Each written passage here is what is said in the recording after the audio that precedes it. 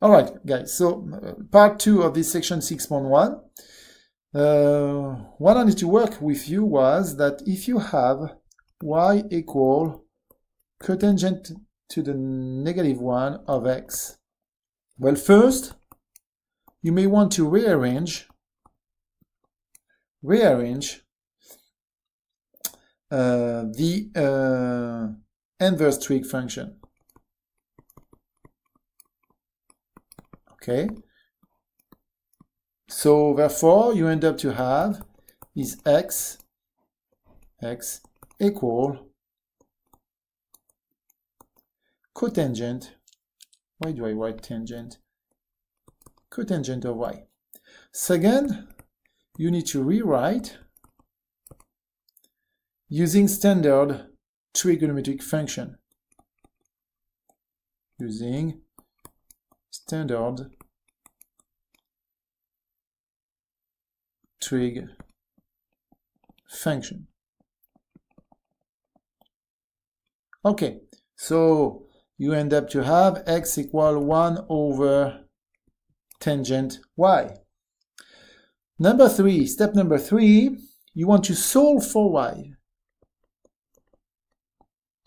Okay, so you are going to first express tangent y equal 1 over x. I guess that you know why it's tangent y equal 1 over x. You multiply by tangent y both sides, tangent y divided, and now you have tangent y by alone by dividing by x, both sides too.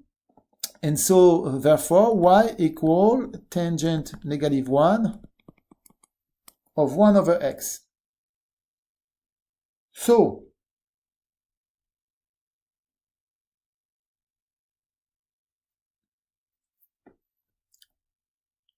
you can totally say that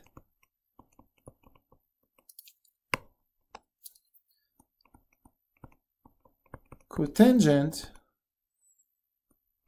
of x equal tangent -1 of 1 over x.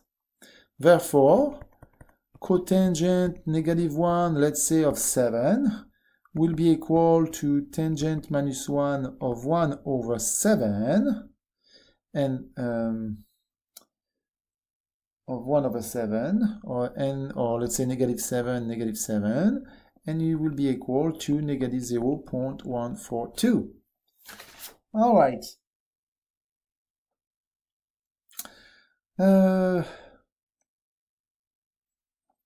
You can always use your calculator to calculate the inverse sinus and cosinus. So let's try to do that. Some example right here. Right there you have a bunch of expression. If you got the sinus -1 of -0.892, you will realize it's equal to -1.102. I suggest you take your calculator, because I'm going to ask you in questions what is the value of 0.9995. You will have to tell me that in a question with head puzzle. Tangent -1 of 0.0001 will be equal to 9.999 10 to the -5, which is about 0.0001.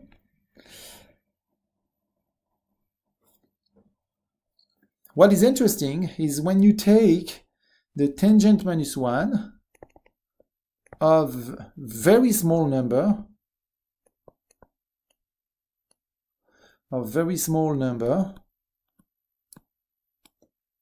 well, it will be equal. It is almost exactly the same small number.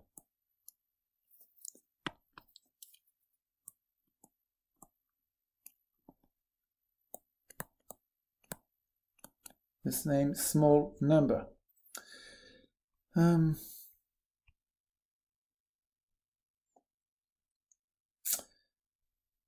Let me ask you another question. Let me ask you cotangent the negative 1 of 2.5.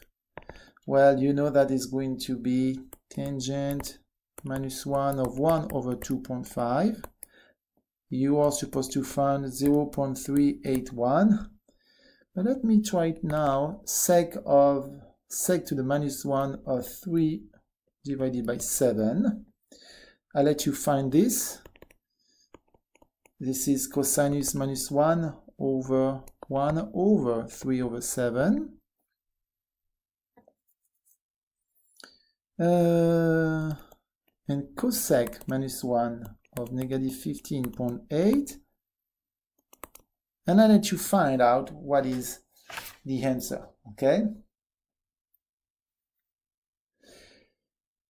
Okay.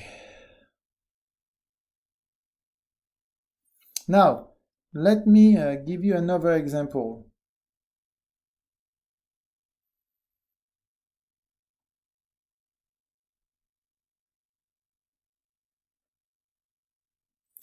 Let me think just a second. Okay, another example I want to do with you is the following. So, let's imagine you have sinus negative 1 of 0.76 equal the angle theta. Well, first of all, what you must say is, that's pretty simple, 0.76 equals sinus of the angle theta. Well, remember what a sinus is. Sinus of the angle, it's the opposite side divided by the hypotenuse. So, and basically what we have right here, it is 0.76 over the hypotenuse. So obviously my hypotenuse is equal to 1 because I got 0.76, so my hypotenuse is equal to 1. 0.76 divided by 1.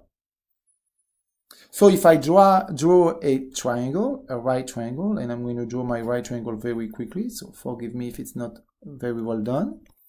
I know that my hypotenuse equal 1.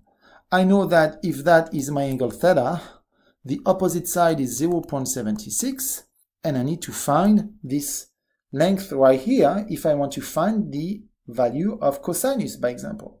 So I'm going to use the Pythagorean theorem, and this theorem is saying that a squared plus 0.76 squared equal 1 square. Therefore, a squared equal 1 square minus 0.76 square, and so a equal the square root of 1 square minus 0.76 square. All right. That gives me a equal square root of 0.4224. And now, the cosinus of the angle theta, which is a divided by the hypotenuse 1, will be equal to square root of 0.4224, which is about 0.649923. So remember that if you end up to have something like this, it is pretty simple to find the answer. Okay? All right, guys, I think I've done pretty much everything I wanted to do. I'll let you work in class on a different problem, and we talk about that later. Thank you. Actually, guys, I was thinking that I would like to give you a last problem. This last problem is about, let's say you have the cosinus of sinus minus 1 of x, and you need to get a formula in terms of x. In terms of x. So we don't have to draw the right triangle every time. Okay, so we don't have to draw the right triangle. Triangle every time. Well, here we go. So what we want to do is very simple.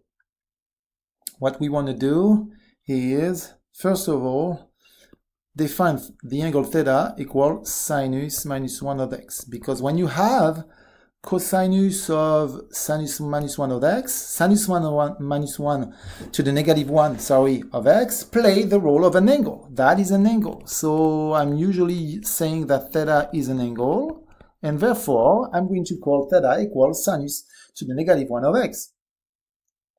Therefore, what I can say very easily now is sinus of the angle theta equals sinus of sinus to the negative 1 of x. Therefore, sinus of the angle theta equals x. Now, I know that sinus theta equals basically x over 1 because it's opposite side divided by hypotenuse. So, that means that my hypotenuse equal to 1 and my opposite side equal x. So if I want to find the side of a right triangle, knowing that's the hypotenuse and that is equal to x, if I want to find the expression of a is going to be equal to the square root of 1 minus x squared using the Pythagorean Theorem. So when I'm looking for the cosinus of the angle, cosinus of sinus minus 1 of x, it is basically cosinus of the angle theta. And I know that the cosinus of the angle theta is equal to adjacent side divided by hypotenuse. So I end up to have the cosinus of the angle theta equal square root of 1 minus x squared divided by 1. At the end of the day, I can easily write that cosinus of sinus to the negative 1 of x equal square root of 1 minus x squared. All right, I think I covered pretty much everything that I wanted to cover. This time it's for good. Thank you very much, and I will see you in class. Please take these notes. I will check this out.